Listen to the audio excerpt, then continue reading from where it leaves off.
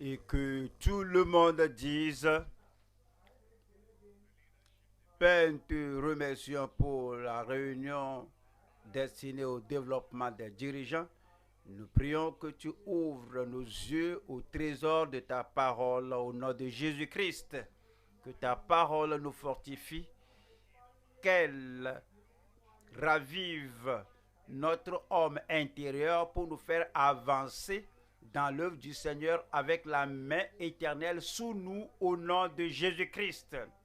Nous prions que chaque faiblesse et chaque éblouissement soit ôté de nous, que notre passion avec objectif et avec force, que nous avancions pour accomplir ce que tu nous as donné à accomplir dans le royaume sur le champ de service au nom de Jésus-Christ. Nous bénissons ton nom parce que tu nous as exaucés.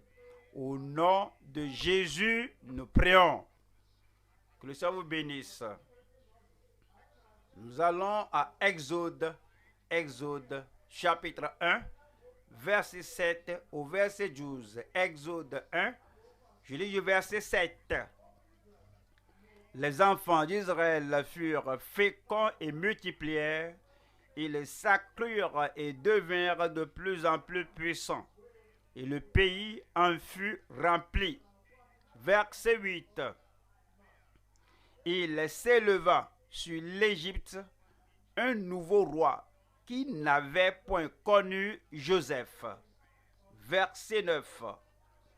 Il dit à son peuple, c'est-à-dire aux Égyptiens: voilà les enfants d'Israël qui forment un peuple plus nombreux et plus puissant que nous. Verset 10. Allons, montrons-nous habiles à son égard, empêchons qu'il ne s'accroisse et que s'il survient une guerre, il ne se joigne à nos ennemis pour nous combattre et sortir ensuite du pays.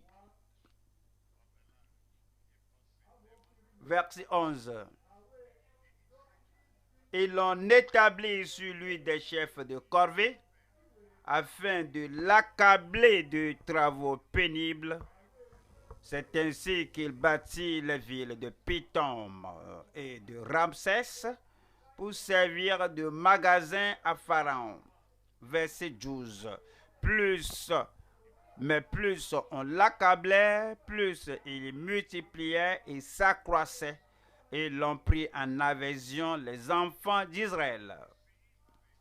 Nous avons vu les enfants d'Israël, soit 10 en nombre, entrer en Égypte. Joseph et les fils de Joseph déjà là. Et finalement, ils croissaient, grandissaient, s'accroissaient.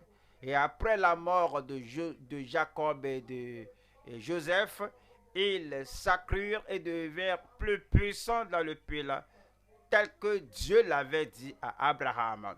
Parce que la parole de Dieu ne peut jamais être annulée, révoquée par une situation ou par un pouvoir terrestre. Et comme il multipliait, ce pharaon, ce roi qui ne connaissait pas Joseph, a dit que, regardez ces gens-là, et ils multipliaient, numéro un, s'ils continuaient de cette manière, ils sont déjà plus puissants que nous, ils seraient si forts qu'ils se joindraient à une autre nation pour lutter contre nous, pour nous combattre. Ainsi, ils sortiront du pays.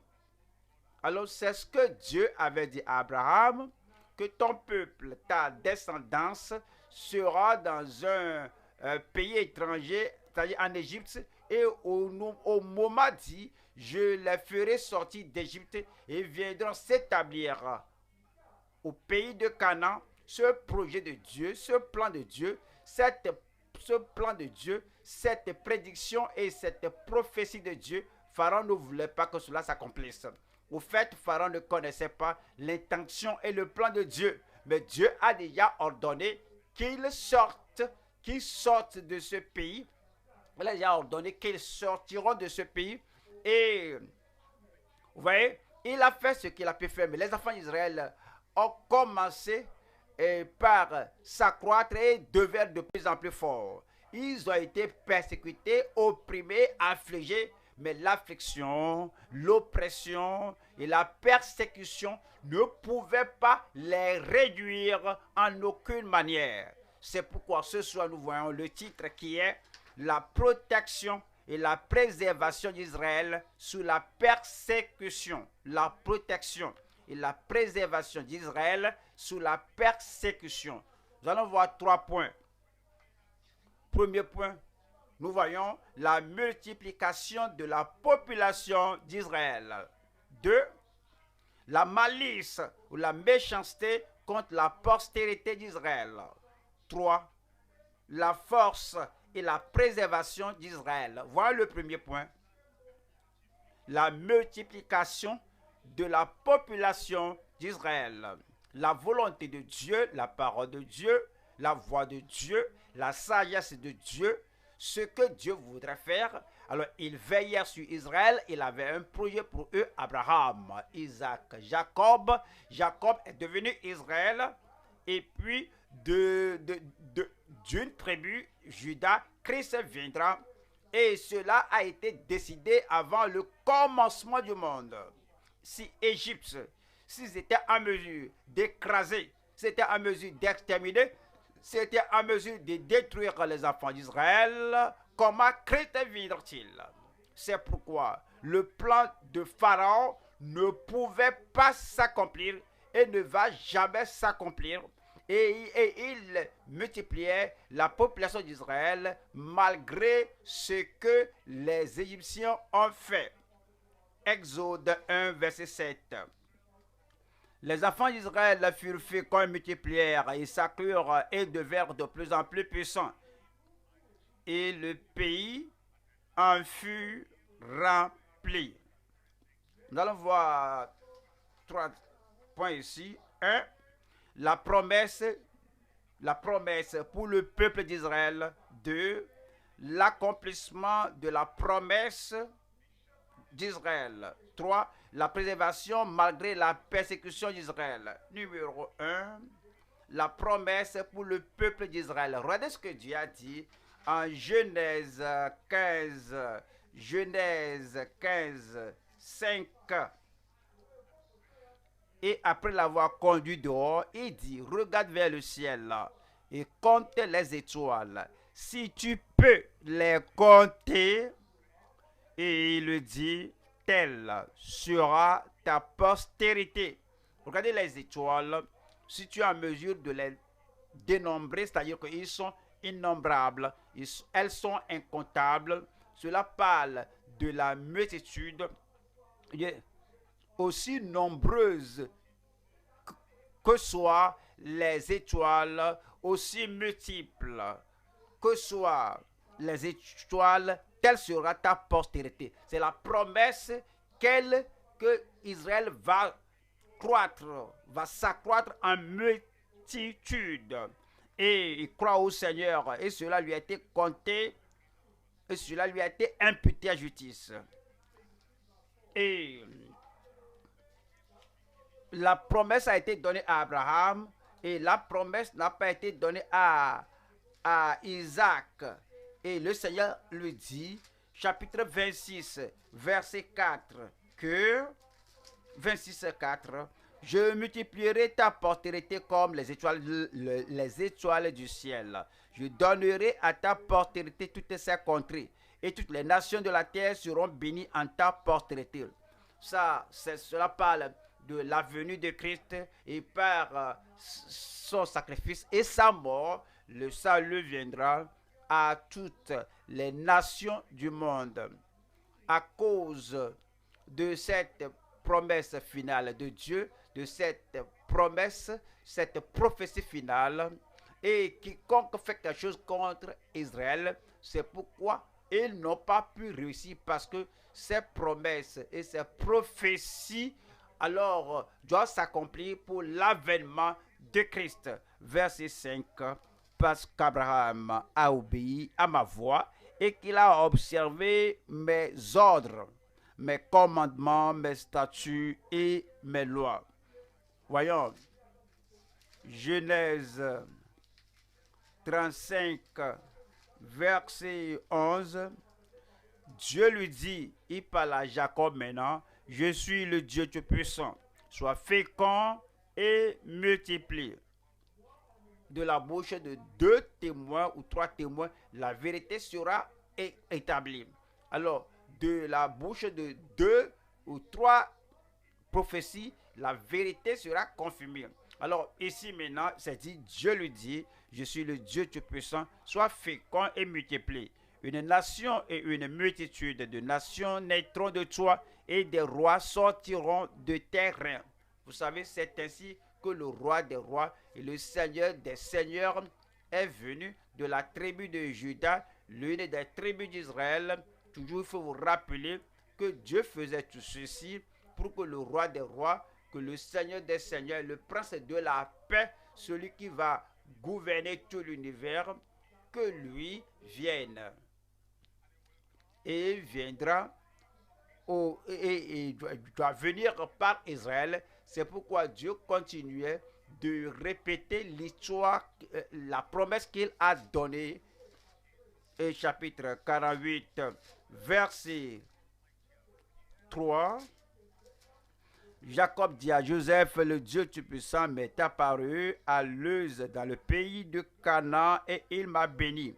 Verset 4 dit, il m'a dit, je te rendrai fécond, je te multiplierai, je ferai de toi une multitude de peuples, je donnerai ce pays à ta postérité après toi pour qu'elle le possède à toujours. Encore le pays de Canaan a été donné à Abraham et à Isaac et à Jacob comme pour une possession éternelle. Et tout ce que Pharaon disait, il ne faut pas les laisser multiplier, s'accroître pour se joindre à une autre nation pour nous combattre et sortir d'Égypte. Quel que soit le plan, le projet, les desseins contre Israël, le Seigneur a déjà donné la terre promise et non Égypte. Il a déjà donné Canaan à Israël. Alors, tout est résumé à 1er roi 8, 56. 1er roi 8, 56.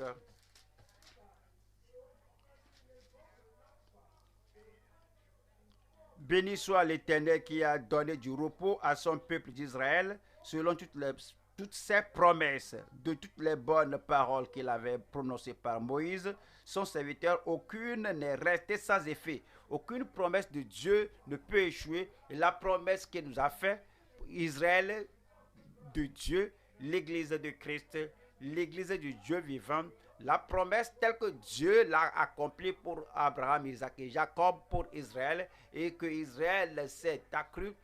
Alors, la même chose, vous allez trouver que la promesse de Dieu pour l'Église n'échouera pas. Je bâtirai mon Église sur cette pierre et les portes du séjour des morts ne prévaudront point contre elle. La promesse de Dieu faite pour le croyant individuel, le ciel et la terre passeront, mais sa parole de promesse ne passera pas. Parce que la promesse de Dieu est oui et amen en Christ pour tout le monde qui demeure en Christ. Voyons la deuxième partie ici, qui est l'accomplissement de la promesse faite par le Seigneur à Israël. L'accomplissement de la promesse donnée à Israël. Exode 1, verset 7. Les enfants d'Israël furent féconds et multiplièrent, ils s'accrurent et devinrent de plus en plus puissants. Et le pays en fut rempli. C'est l'accomplissement de la promesse. Le Seigneur a dit que je veille pour exécuter ma parole. La parole de Dieu à Israël, à l'Église, aux chrétiens, aux croyants, ou à la personne consacrée et dévouée, la parole de Dieu, la promesse de Dieu va s'accomplir. Voyons, Deutéronome chapitre 10, verset 20. Tu craindras l'Éternel ton Dieu, tu le serviras, tu t'attacheras à lui et tu jureras par son nom. Verset 21. Il est ta gloire, il est ton Dieu. C'est lui qui a fait au milieu de toi ces choses grandes et terribles que tes yeux ont vues. Verset 22. Tes pères descendirent en Égypte au nombre de 70 personnes. Et maintenant, l'Éternel, ton Dieu, a fait de toi une multitude pareille aux étoiles des cieux. Ils étaient 70 lorsqu'ils sont entrés en Égypte. Maintenant, ils sont plus de 700, plus d'1 million et ils continuent de s'accroître. Cela nous fait dire en Actes chapitre 6, 7, regardez la promesse que le Seigneur a faite à Israël, la promesse accomplie maintenant pour l'Église. Et Actes chapitre 6, verset 7, la parole de Dieu se répandait de plus en plus, le nombre des disciples augmentait beaucoup à Jérusalem. Comme on voit Israël naturellement, on voit aussi Israël dans le spirituel, on voit l'Église, on voit que la fidélité de Dieu atteint les cieux. Ce que Dieu a fait pour les enfants d'Israël, il le fait pour l'Église et la parole de Dieu se répandait de plus en plus. Le nombre des disciples augmentait beaucoup à Jérusalem et une grande foule de sacrificateurs obéissait à la foi. Actes chapitre 9, 31, Actes 9, verset 31. L'Église était en paix dans toute la Judée, la Galilée et la Samarie, s'édifiant et marchant dans la crainte du Seigneur, et elle s'accroissait par l'assistance du Saint-Esprit. Et tout ce qu'on a lu dans l'Ancien Testament étant accompli dans le Nouveau Testament, tout ce que nous avons lu au sujet de l'Église est accompli maintenant dans ces derniers jours au sujet de l'Église de Dieu vivant. Tout ce que vous avez lu dans la vie des autres croyants, dans la Bible, vous pouvez prendre cela et l'appliquer à votre vie, parce que comme cela était fait pour Israël et l'Église, comme c'était fait aux premiers croyants et pour les croyants de ce jour, alors c'était fait pour les gens du passé et pour vous aussi dans ce présent, ce sera fait pour vous au nom de Jésus-Christ. Voyons la troisième partie ici, c'est la préservation malgré la persécution d'Israël. Le Seigneur les a préservés, il devait les préserver parce que s'ils n'étaient pas préservés, son objectif aurait échoué et ses objectifs ne peuvent jamais échouer. S'il n'était pas préservé, l'alliance qu'il a faite avec Abraham échouera. Et il est un Dieu qui garde l'alliance et son alliance ne peut jamais échouer. À cause de cela, on comprend que parce que toutes les fois qu'on regarde la parole de Dieu, on voit la promesse faite, on voit la prophétie faite, on sait que ceci ne peut pas échouer parce que Dieu est le Dieu qui garde l'alliance et est le Dieu qui tient parole. La préservation malgré la persécution d'Israël. Psaume 105, verset 24. Psaume 105, verset 24. Il rendit son peuple très fécond et plus puissant que ses adversaires. Verset 25. Il changea le cœur au point qu'il haïrent son peuple et qu'ils traitèrent ses serviteurs avec perfidie. Acte 7, 17. Acte 7, 17. Le temps approchait où devait s'accomplir la promesse que Dieu avait faite à Abraham, et le peuple s'accrut et se multiplia en Égypte. Verset 18. Jusqu'à ce que parut un autre roi qui n'avait pas connu Joseph. Oui, et cela, on suit le train de l'accomplissement que Dieu n'oublie jamais la promesse qu'il a faite, bien que Abraham soit allé à la gloire. La promesse faite à Abraham continue d'exister. Oui, Isaac pourrait être mort et puis être avec son père en haut là-bas. Cependant, la promesse faite à Abraham, à Isaac, ne jouera pas. Oui, Joseph pourrait être mort et ces patriarches à l'origine mentionnés dans la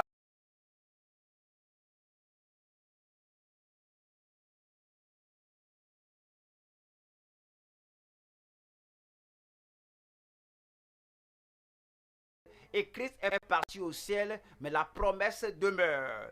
Christ, Jean, Jacques, les autres sont tous partis, mais la promesse demeure.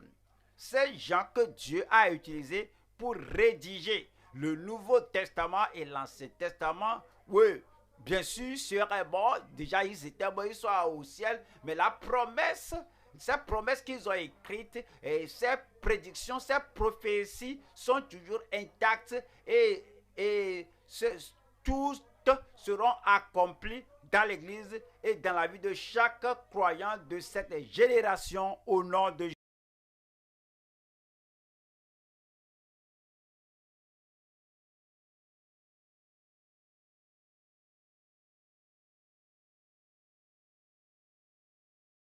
Je bâtirai mon église et que les portes du séjour des morts, aussi puissants que Pharaon, aussi puissants que Nebuchadnezzar, aussi puissants qu'Hérode, aussi puissants que des oppresseurs différents, des despotes, des tyrans dans le monde, et que les portes du séjour des morts ne prévaudront point contre elle, contre l'église. Un plus grand Amen. Acte chapitre 5, 38. Et maintenant, je vous le dis, ne vous occupez plus de ces hommes. Les pharisiens et les sadduciens et le Sanhédrin ont essayé d'éliminer l'Église, d'écraser l'Église, de disperser l'Église. Et Gamaliel disait aux apôtres de se mettre de côté. Il a parlé au Sanhédrin. Il dit, maintenant, je vous dis, ne vous occupez plus de ces hommes et laissez-les aller. Si cette entreprise ou cette œuvre vient des hommes, elle se détruira. Mais que si cela est des hommes, cette entreprise-là, ce doit être pour les hommes ou pour Dieu. Ce n'est pas la peine de se battre. Oui, quelqu'un fait quelque chose, mais pourquoi se battre avec lui? Si cela est des hommes, cela sera éliminé, cela sera détruit.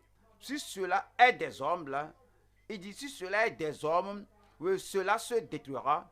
Verset 39 dit, mais si elle vient de Dieu, si la postérité d'Israël est de Dieu, si le peuple, les gens de l'Église sont de Dieu, si l'établissement de l'Église est de Dieu, si l'implantation de l'Église, la croissance de l'Église, si le progrès de l'Église est de Dieu, mais si elle vient de Dieu, vous ne pourrez la détruire. Quel que soit le pouvoir que vous avez, quel que soit le projet, le complot que vous avez, si elle vient de Dieu, vous ne pourrez la détruire. Ne courez pas le risque d'avoir combattu contre Dieu. Lorsque l'homme combat contre Dieu, l'homme là sera le perdant. Je dis sera le perdant. Lorsqu'une communauté, lorsqu'un pays, lorsque toute la planète, lorsque tout l'univers combat Dieu, combat contre Dieu, lutte contre Dieu, le Créateur, tout l'univers contre Dieu, l'univers sera le perdant. Dieu sera le gagnant dans chaque bataille, dans chaque guerre, dans chaque conflit contre lui, à tout moment, par quelqu'un, au nom de Jésus-Christ. Pensez à votre vie. Dieu t'a suscité pour faire quelque chose.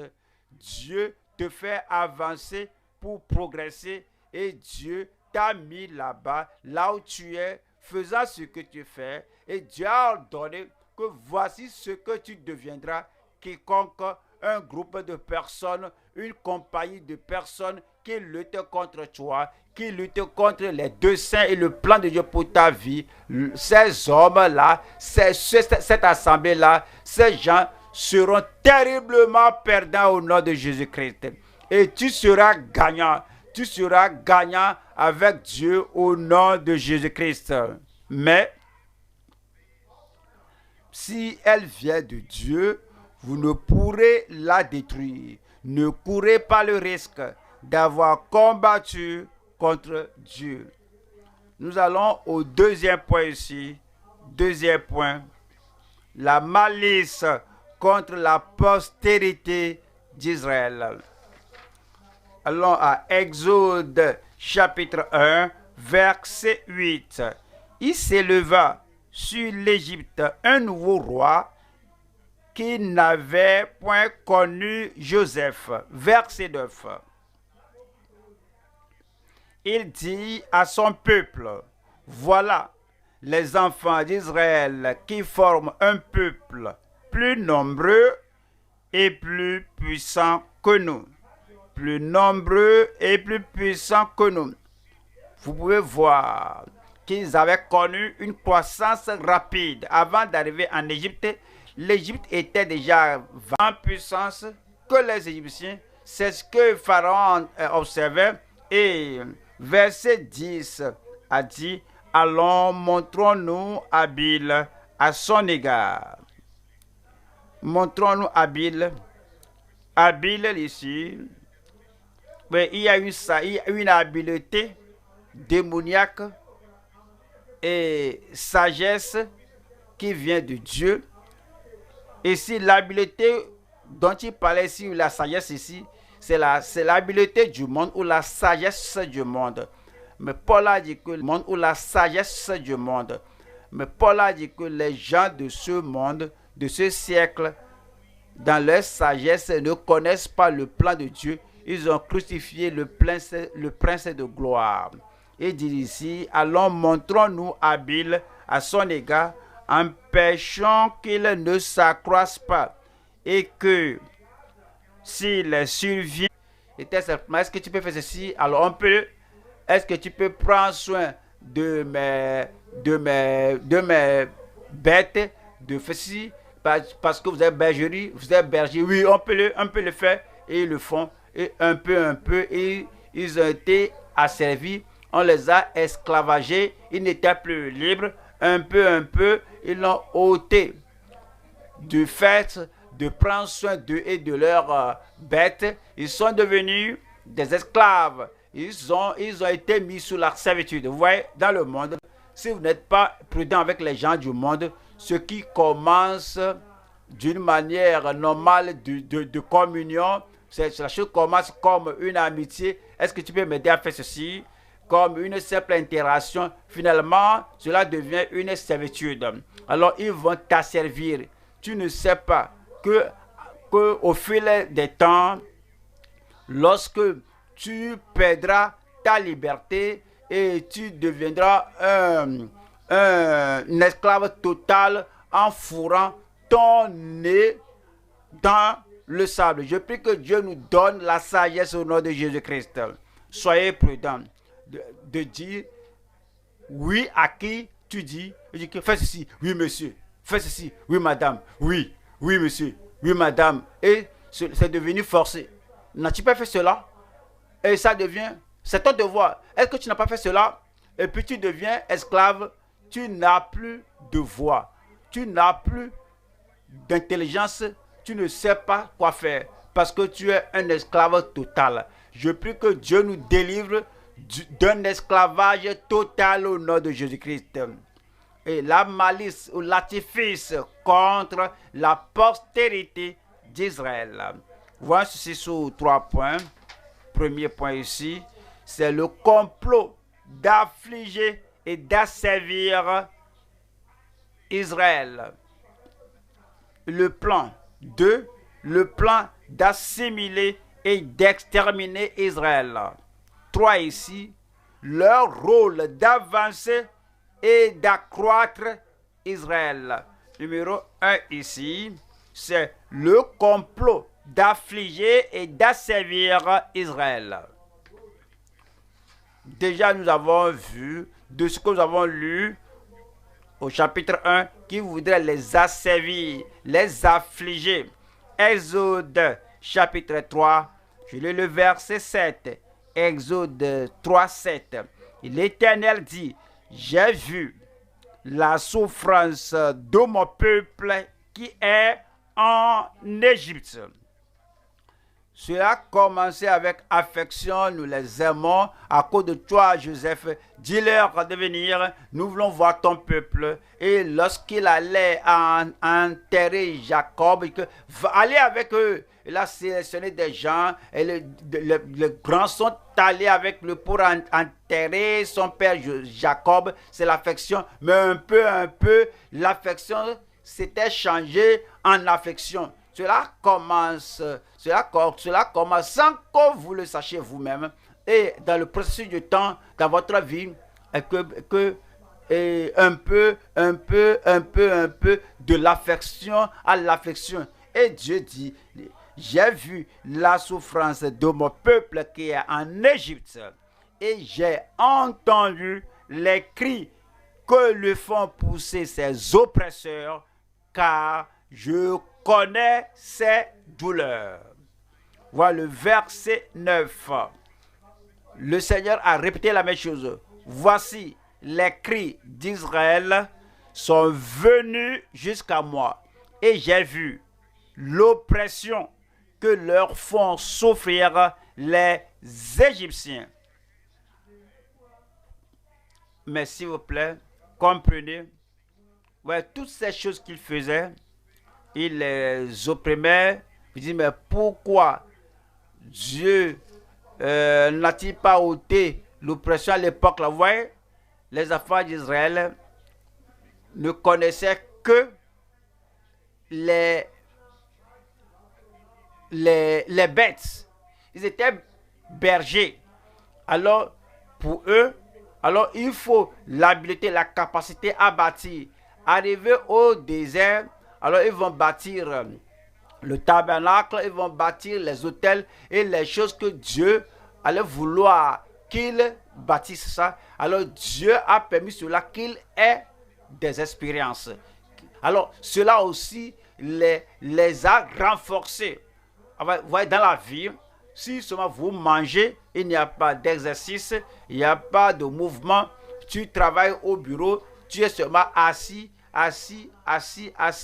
Vous voyez, finalement, tu deviendras obèse et tes jointures ne peuvent plus supporter le poids du corps. Tu ne peux plus être flexible, agile et tes muscles ne seront plus forts. Si tu devais marcher d'Égypte jusqu'à la terre de Canaan, il n'y a pas de char, alors ils ne seront en mesure de rien faire. Alors avec ces milliers là, comme ils traversent la mer Rouge, alors il n'y a personne qui soit sur le brancard. Ouais, ils étaient si forts, il n'y avait aucun infime parmi eux. C'est pourquoi Dieu a permis cela. Toutes les choses là qu'ils faisaient là, alors cela les développait, cela les rendait physiquement forts dans votre vie. Lorsque vous avez des choses physiques que vous faites cela avec plaisir, vous faites cela avec joie, vous faites cela avec plaisir. Oui, les choses physiques que vous faites là vont vous fortifier jusqu'au point que vos organes intérieurs, les os et les nerfs, tout sera fort. Vous deviendrez fort au nom de Jésus-Christ. Vous ne serez pas faible. Alors, si vous voulez pratiquer quelque chose, au fait, vous pourrez même décider que par moment, vous allez même prendre le poids à soulever ça pour que les choses physiques que vous faites là, que les choses là vous fortifient pour votre voyage futur au nom de Jésus-Christ. Ils étaient forts. Je serai fort moi-même. Je dis, moi, je serai fort. Et vous devez faire quelque chose, pratiquer quelque chose pour que vous soyez forts au nom de Jésus-Christ. Voyons, Deutéronome 28. Deutéronome 26, verset 6. Deutéronome 26, verset 6. Les Égyptiens nous maltraitèrent et nous opprimèrent, et ils nous soumirent à une dure servitude. Verset 7. Nous criâmes à l'Éternel, le Dieu de nos pères. L'Éternel entendit notre voix, et il vit notre oppression, nos peines et nos misères. Verset 8. Et l'Éternel nous fit sortir d'Égypte à main forte et à bras étendus, et au temps particulier, au temps normal, Dieu vous fera sortir avec des prodiges de terreur, avec des signes et des miracles. Voyons, la deuxième partie ici, c'est le plan d'assimiler et d'exterminer Israël. Qu'est-ce que cela veut dire? Voyons, Exode chapitre 1, verset 15. Le roi d'Égypte parla aussi aux sages femmes des Hébreux, nommées l'une Shifra et l'autre Pua. Verset 16. Il leur dit: quand vous accoucherez les femmes des Hébreux et que vous les verrez sur les sièges, si c'est un garçon, faites-le mourir. Si c'est une fille, laissez-la vivre. Pourquoi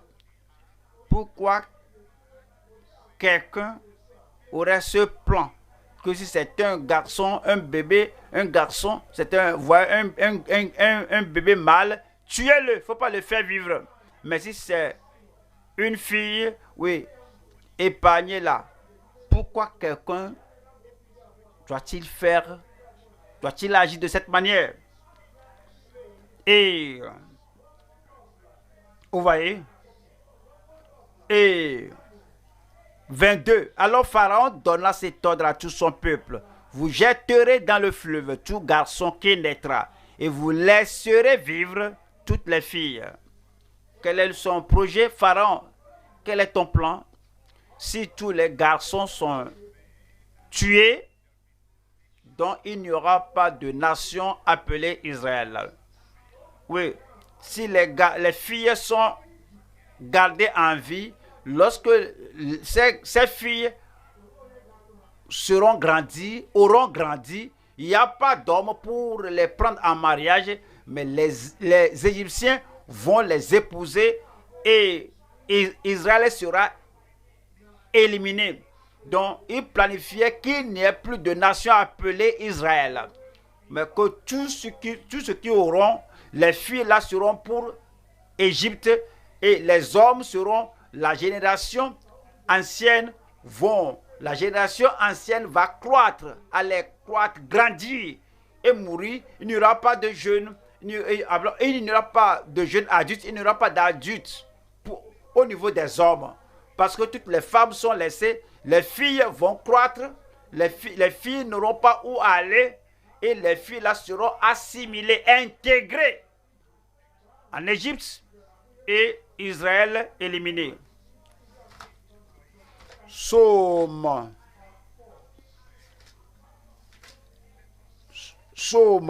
83, verset 4. Verset 5. Venez, dit-il, exterminons les du milieu des nations, et qu'on ne se souvienne plus du nom d'Israël. C'était le plan. Mais le Seigneur a frustré tous les desseins, les projets des ennemis. Et pour vous aujourd'hui, il faut le dire, pour moi aujourd'hui, le Seigneur va anéantir tous les projets, tous les desseins des ennemis contre vous, contre votre famille, au nom de Jésus-Christ. Laisse-moi vous dire quelque chose maintenant. Voici une église et une dénomination. Nous avons une autre église là-bas, une dénomination. Laisse-moi employer le mot. Voici une religion chrétienne. Nous avons une autre religion. Vous connaissez le nom de la religion là. Il y a des gens dans l'église. Ils ont des doctrines. Ils ont tout intact. Mais ils empêchent leurs jeunes de se marier à temps. Les autres qui n'ont pas l'évangile, ils n'ont pas de doctrine, ils n'ont pas la sainteté, ils n'ont pas la sanctification, ils n'ont pas la sanctification, mais ils permettent à leurs gens de se marier à temps. Ouais, c'est biologiquement, ces dénominations croissent vite. Ouais, les autres religions, à part le christianisme, permettent non seulement que ces gens se marient vite, mais ils vont épouser 2, 3, 4, 5. Quelle en est l'implication? La religion là va continuer de croître, même s'ils n'évangélisent pas. Même s'ils ne courent pas après les gens pour être convertis à leur religion, ils se multiplient biologiquement. Lorsqu'un homme a 4 femmes, 5 femmes, 6 femmes, 7 femmes, et ils se reproduisent, et l'Église qui combat pour la foi qui a été transmise au sein une fois pour toutes, nos jeunes veulent se marier. Et que pourquoi tu penses maintenant au mariage? Quel est ton hébergement? Combien tu as gardé? Est-ce que tu as bâti ta maison? Quel travail tu fais maintenant? Et ces questions, si tu ne peux pas répondre à la question là-bas, pas de mariage. Au futur, tous ces gens-là qui se marient finalement, nous ne parlons pas de compromission. Nous parlons de facilité, de permettre aux gens de se marier, qui se marient vite. Si Jésus tarde à venir, même leurs enfants, alors qu'ils sont nourris dans la voie du Seigneur, eux aussi vont croître au nom de Jésus-Christ. Mais si on ne se marie pas à temps, est-ce que tu connais le temps que certains, on ne sait pas, certains membres du comité, le temps où je me suis marié, quel âge as-tu? Ah, tu es jeune, tu es enfant, pourquoi tu te dépêches? Lorsque les anciens vont mourir, où à l'église? Parce que un mariage retardé, presque à l'âge de ne pas avoir d'enfants, et puis on se marie. Ouais. On ne doit pas faire, c'est le plan que l'ennemi fait contre nous pour qu'on ne se multiplie pas. Et alors on dit que oui, nous sommes fermes, nous sommes stricts et nous détruisons notre futur. Que le Seigneur ne t'utilise pas pour détruire ton futur. Que le Seigneur t'aide. Toi, les enfants veulent se marier, facilitons les choses. Avançons. Que l'Église croisse spirituellement. Que l'Église croisse numériquement. Que l'Église croisse biologiquement. Vous allez voir vos enfants et vos petits-enfants, vos arrière-petits-enfants avant de mourir au nom de Jésus-Christ. Mais aussi longtemps que nous serrons le licou à leur cou, on a ceci, ces règles, ces régulations. Comment on peut voir cela? Puisse le Seigneur vous donner de la sagesse. Voilà, la troisième partie ici, c'est leur rôle d'avancer et d'accroître Israël. Voyez, ces enfants d'Israël eux-mêmes avaient un rôle à jouer afin d'avancer et aussi d'accroître. Alors, à Deutéronome 8, verset 1. Et vous observerez et vous mettrez en pratique tous les commandements que je vous prescris aujourd'hui, afin que vous viviez, que vous multipliez. Le commandement que je vous donne, verset cela, si vous gardez ce commandement, et vous vivez selon la parole que je vous donne, alors vous allez vivre et vous allez vous multiplier, et que vous entriez en possession du pays que l'Éternel a juré de donner à vos pères. Allons à Deutéronome 30, verset 5. Deutéronome 30, verset 5. L'Éternel, ton Dieu, te ramènera dans le pays que possédaient tes pères, et tu le posséderas. Il te fera du bien et te rendra plus nombreux que tes pères. Je n'ai pas entendu votre Amen. Et te rendra plus nombreux que tes pères. Verset 6. L'Éternel, ton Dieu, circoncira ton cœur et le cœur de ta postérité, et tu aimeras l'Éternel, ton Dieu, de tout ton cœur et de toute ton âme, afin que tu vives. Lorsqu'ils se donnent au Seigneur pour que leur cœur soit sanctifié et qu'ils aiment le Seigneur de toute leur âme, de tout leur cœur, cela permet à Dieu d'accomplir la promesse pour eux afin qu'ils vivent et qu'ils se multiplient. Nous allons maintenant au troisième point Troisième point, la force et la préservation d'Israël. La force et la préservation d'Israël. Exode chapitre 1, verset 9. Il dit à son peuple, voilà les enfants d'Israël qui forment un peuple plus nombreux et plus puissant que nous. Verset 12. Mais plus on l'accablait, plus il multipliait et s'accroissait.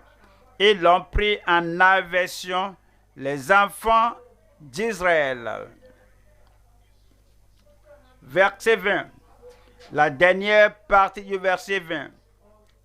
Et le peuple multiplia et devint très nombreux. La force et la préservation d'Israël. Nous allons voir 3 points ici. Première partie, plus de multiplication au sein de l'affliction des ennemis. 2. La force multiple sur l'antagonisme excessif. 3. La maîtrise ministérielle sur l'extrême adversité. Voyons la première partie ici.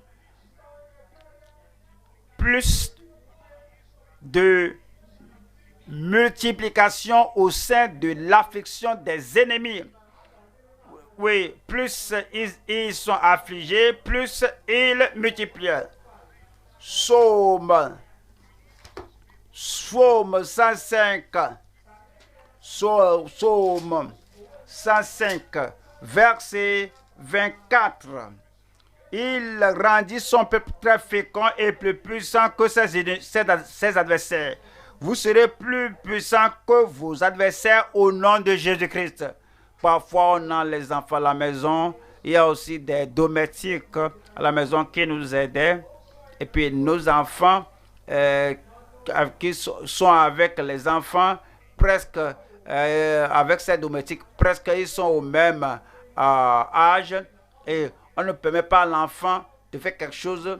Et alors, c'est avec la domestique qui fait tout. On ne permet pas à l'enfant de travailler. On ne permet pas à l'enfant de faire la vaisselle, de faire le ménage, savoir faire son lit. Alors, la fille de son âge est domestique, elle fait tout. Mais l'enfant ne fait pas cela. Alors, le problème est que ces domestiques qui sont à la maison là auront un mariage meilleur dans le futur parce que la domestique sait comment cuisiner, comment faire le lit, comment faire le ménage et elle sait tout faire. Et lorsqu'elle deviendra femme de quelqu'un, elle aura une meilleure vie. Mais nos enfants que nous dorlotons, on est si riche, on a tout, on ne permet pas aux enfants de travailler. La voiture est là. Si on doit marcher, faire 1 kilomètre, que le chauffeur la met là-bas, l'enfant sera inutile dans le futur. Mais si tu exposes tes enfants à ce que font les domestiques à la maison, tu prépares l'enfant pour le futur. Les enfants d'Israël, tous ces gens-là, ils n'avaient pas la force, ils n'avaient pas l'habileté, mais ce sont les gens qui font le travail pour eux, qui deviennent de plus en plus forts.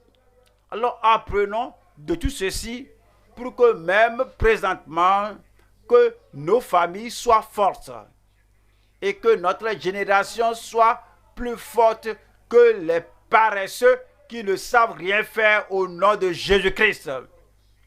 Pour voir ces gens-là, ces jeunes qui vivent avec vous, après avoir travaillé, alors ils vont encore aller faire leur devoir. Ils sont vigilants, agiles, parce que l'exercice physique, la façon dont ils se forment et comment la chose a l'impact sur eux, ils sont agiles, ils sont éveillés, ils font leur travail. Même présentement, nos enfants paresseux qu'on n'intruse pas proprement, qu'on ne laisse pas travailler, toucher les choses, ménage, leur cerveau même est dormant. Ils ne peuvent pas bien utiliser leur cerveau. Mais ces enfants-là qui sont là pour travailler académiquement, ils sont forts. En force, ils peuvent supporter tout. Alors que tes enfants vont venir à la maison, papa, maman, il y a quelqu'un qui m'a regardé de cette manière, la personne m'a menacé, j'ai peur d'aller à l'école. Mais les autres enfants là,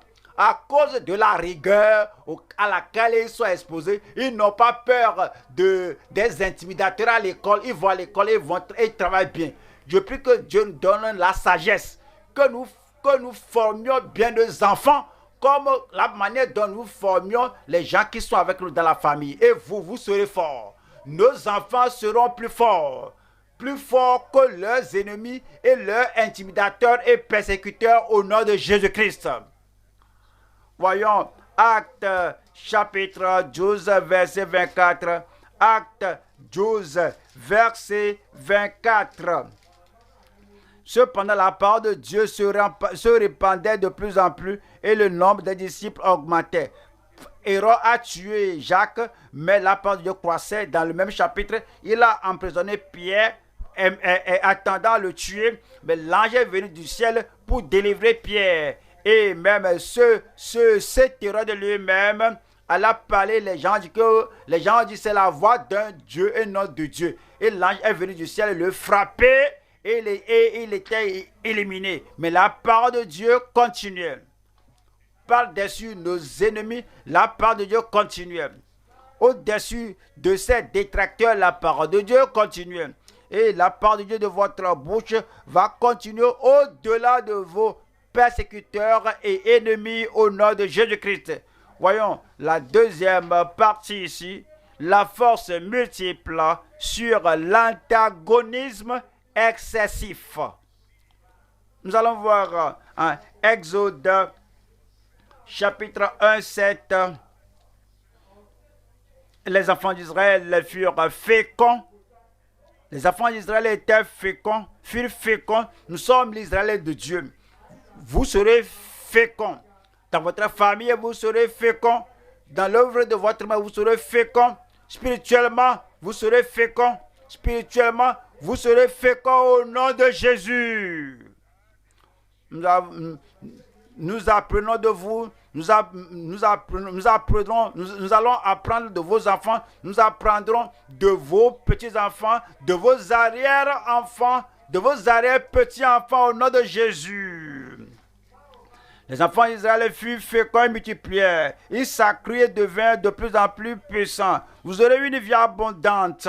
Et le pays en fut rempli. Voyons le verset 20. Le verset 20. Dieu fit du bien aux sages femmes.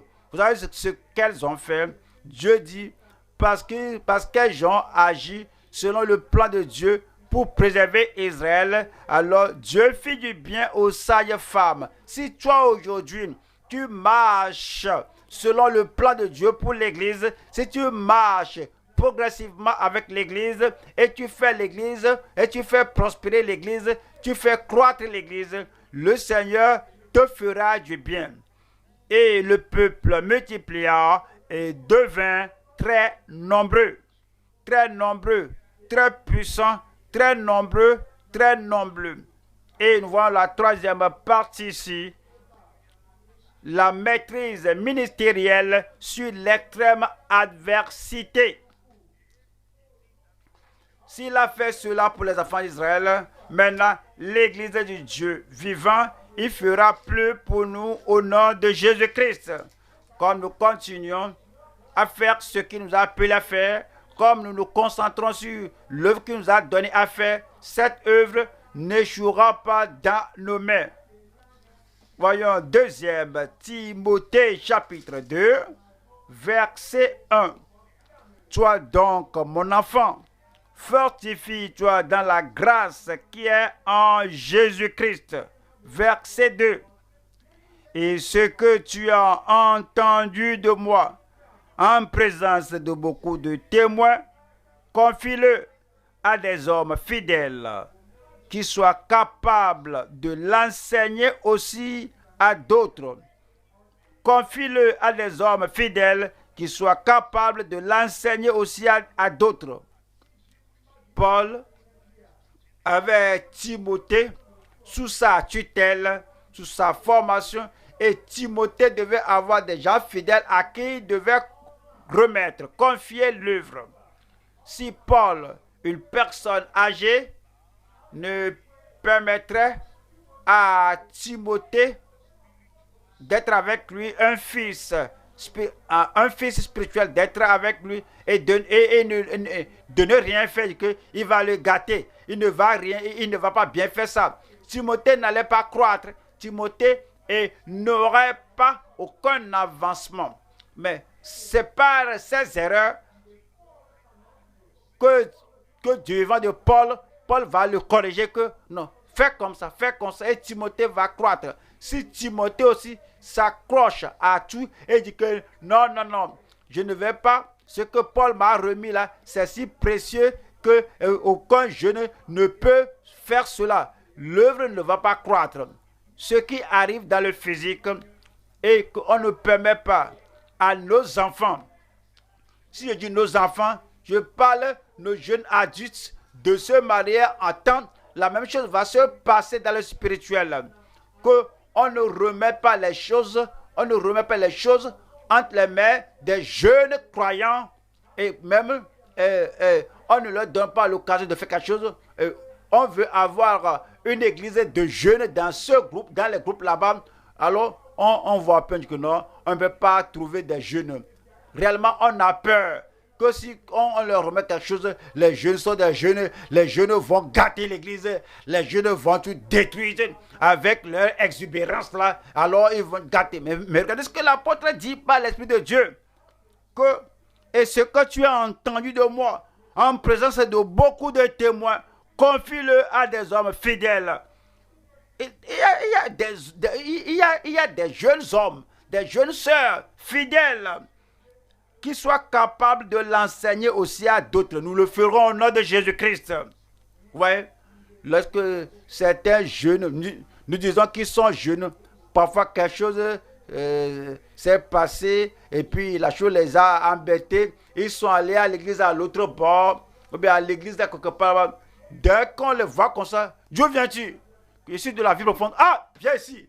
Et puis on leur donne une position pastorale. Et ces jeunes-là, que nous n'utilisons pas ici, là, vont aider l'église là. Et ces dénominations-là prêchent la parole et développent des stratégies et font croître l'église là. Je prie que nous ne perdions pas nos jeunes ici, que nous ne perdions pas notre génération jeune à ces églises au nom de Jésus-Christ. Nous allons les former. Nous allons les équiper. Nous allons les engager. Nous allons les recruter dans l'œuvre du Seigneur et cette œuvre va prospérer dans leurs mains pendant que nous vivons au nom de Jésus-Christ. Donnez-moi un bon amen, non? Voyons le verset 3 ici. Souffre avec moi comme un bon soldat de Jésus-Christ. Verset 4.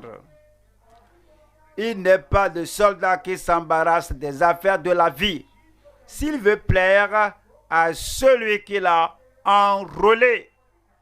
Verset 5. Et l'athlète n'est pas couronné s'il n'a pas combattu suivant les règles. C'est ainsi, nous devons combattre dans notre vie, dans notre ministère. Il faut tout faire avec maîtrise. Est-ce qu'il y a un défi? Il faut maîtriser cela pour que par la grâce de Dieu, qu'on ait une maîtrise ministérielle sur l'extrême adversité. Et l'athlète n'est pas couronné s'il n'a combattu suivant les règles. Je prie que tout ce dont on a besoin, tout domaine de maîtrise, nous avons besoin que le Seigneur nous l'accorde au nom de Jésus-Christ. Et tout ce que nous entendons, que nous puissions l'appliquer, que nous puissions le pratiquer, que le Seigneur puisse accomplir ses promesses dans nos vies, dans notre église, dans notre ministère, dans notre famille, au nom de Jésus-Christ. Tenons-nous debout maintenant et amenons ce que nous avons appris aujourd'hui au Seigneur en prière. Que le Seigneur nous aide, que nous soyons des pratiquants de la parole et non des auditeurs seulement. Prière, ouvrir la bouche et parler au Seigneur dans la prière.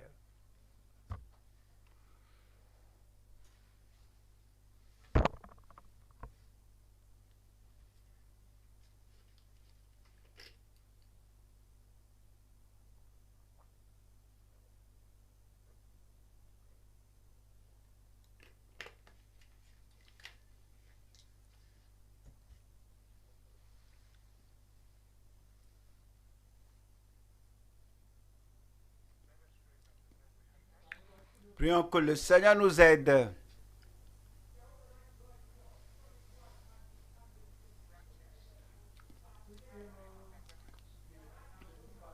C'est en forgeant qu'on devient forgeron.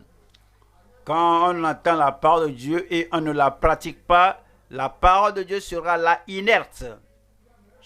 Donc, nous devons parler au Seigneur. Que toutes ces choses que tu partages avec nous, donne-nous la grâce pour pouvoir les mettre en pratique. Donne-nous la grâce pour les mettre en pratique. Nous sommes si fortunés à la vie profonde que nous sommes exposés à la vérité de la parole de Dieu. Nous voyons la simplicité de la parole de Dieu.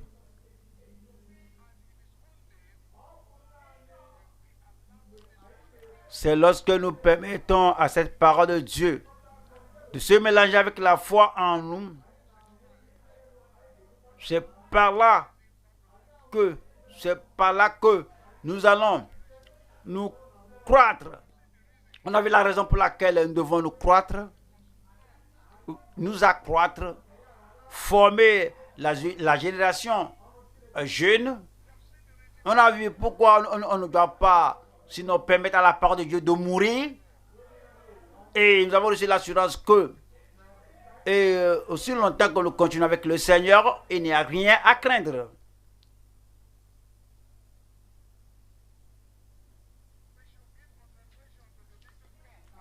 Nous devons nous concentrer sur le petit troupeau au milieu de nous.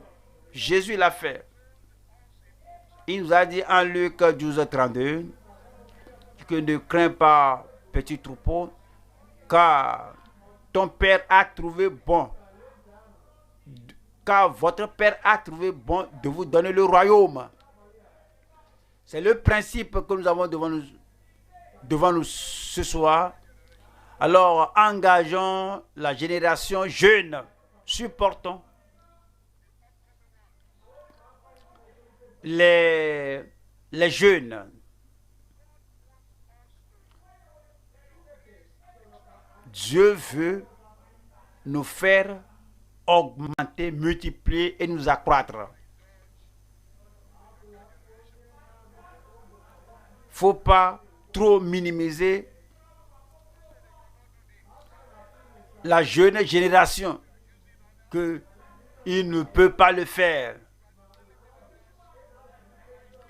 Tu utilises les autres, invariablement, tu négliges tes enfants. Prions que Dieu, dans sa miséricorde, ait pitié de nous. Cette parole de Dieu que nous avons entendue, que la parole porte du fruit dans notre cœur. On a vu le pourquoi nous devons encourager les jeunes à se marier à temps.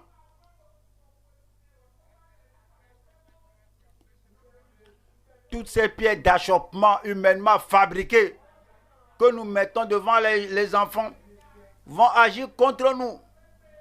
Aujourd'hui, on a appris que Dieu veut que nous n'ayons plus ces limitations devant nous. Dieu veut qu'on s'accroisse, qu'on aille à droite, qu'on aille à gauche, qu'on aille de l'avant. C'est la volonté de Dieu que nous nous épanouissions en notre temps ici, que nous voyions ces enfants-là faire de grandes choses.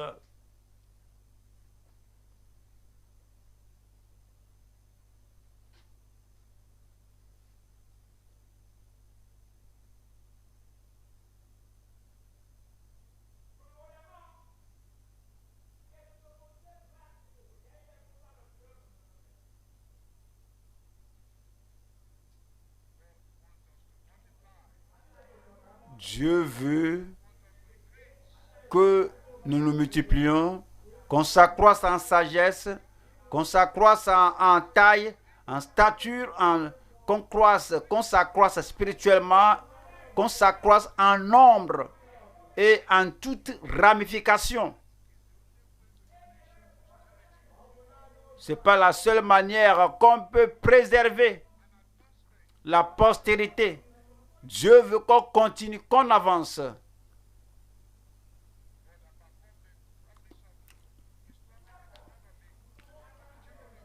Dieu qui a accompli la promesse dans la vie des enfants d'Israël est le même Dieu que nous servons.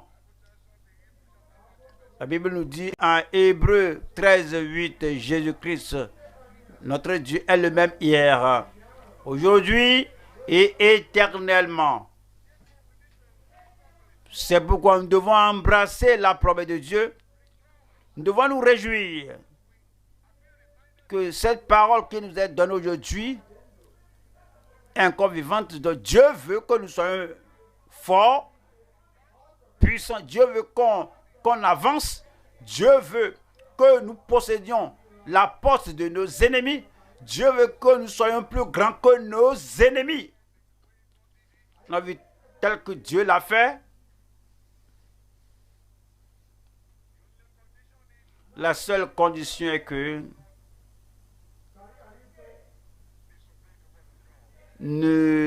la seule condition est de ne pas désobéir à la parole de Dieu. Nous ne devons pas irriter le Seigneur contre nous.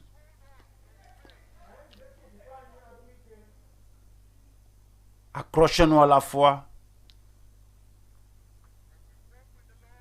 Lorsque nous marchons avec le Seigneur dans la lumière de sa parole, comme nous l'avons entendu ce jour, où vraiment il illumine notre chemin de sa gloire lorsque nous faisons sa volonté, il demeure toujours avec nous.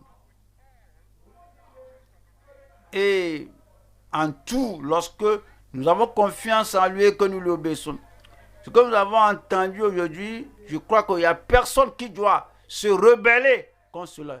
Je vois que Dieu s'intéresse à nous. Dieu lutte avec nous. Dieu va nous préserver. Dieu va nous aider. Et que ne crains pas, petit troupeau. Et ne crains pas, vermisseau Jacob. Je viendrai à ton aide. Dieu nous promet qu'il nous aidera. et la préservation malgré la persécution. En Égypte, Dieu veillait sur Israël. Aujourd'hui, Dieu veille sur nous. Ces promesses sont oui, amen.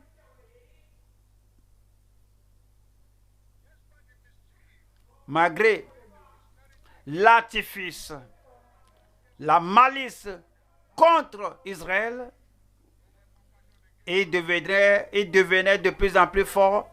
Toute arme forgée contre vous sera sans effet. Toute langue qui se lève contre vous en jugement, vous la condamnerez. Ne soyons pas timides. Seulement suivons ce que Dieu nous montre ce jour. Comme nous allons, comme on travaille pour le Seigneur, nous aussi, nous formons les jeunes, nous leur donnons des responsabilités à faire et on voit ce qu'ils font. Et nous soutenons ce que notre Père dans le Seigneur, le système qui nous montre, nous deviendrons une assemblée invincible. Nous allons continuer de nous accroître. Je ne sais pas comment vous soutenez le ministère des jeunes, le programme L'Impact des jeunes, comment le Père dans le Seigneur donne un temps ample pour les jeunes. C'est la vision qu'il a. Nous devons bâtir ensemble avec lui. Nous devons encourager les jeunes. Dieu est avec nous. Aussi longtemps que nous restons au-dedans, nous restons avec lui. La Bible dit que moi, les enfants que l'Éternel m'a donnés, nous sommes des signes et des présages. Supportons ce ministère des jeunes, les églises des jeunes que nous voulons implanter, établir dans plusieurs lieux, encourager les jeunes à croître.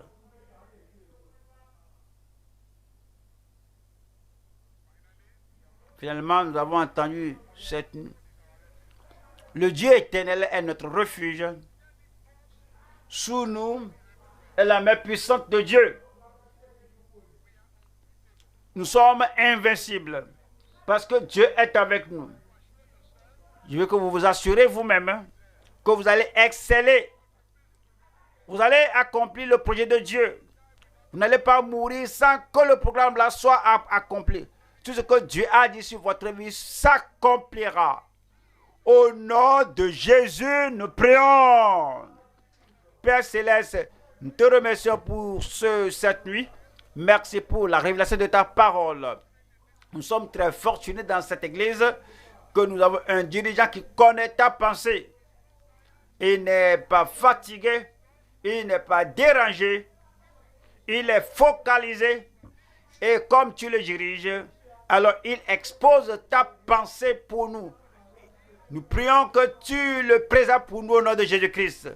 Nous demandons, Père, comme nous venons d'entendre, que nous passons à cela, que nous pratiquons ceci au nom puissant de Jésus-Christ.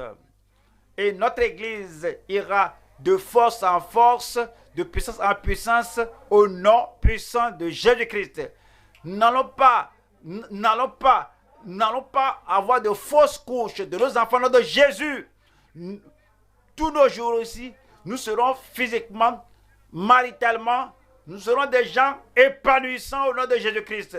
Notre Père dans le Seigneur verra la croissance de l'Église et nous verrons les prospects devant l'Église et il sera content au nom de Jésus-Christ. Le progrès de l'Église lui donnera plus de force. Et nous tous, Seigneur, la prospérité que tu nous as promise. Tu dis que tu rends ton peuple plus grand que les ennemis. Quel que soit ce qu'ils font dehors là-bas, oui, nous serons de plus en plus forts au nom de Jésus-Christ. Merci Père.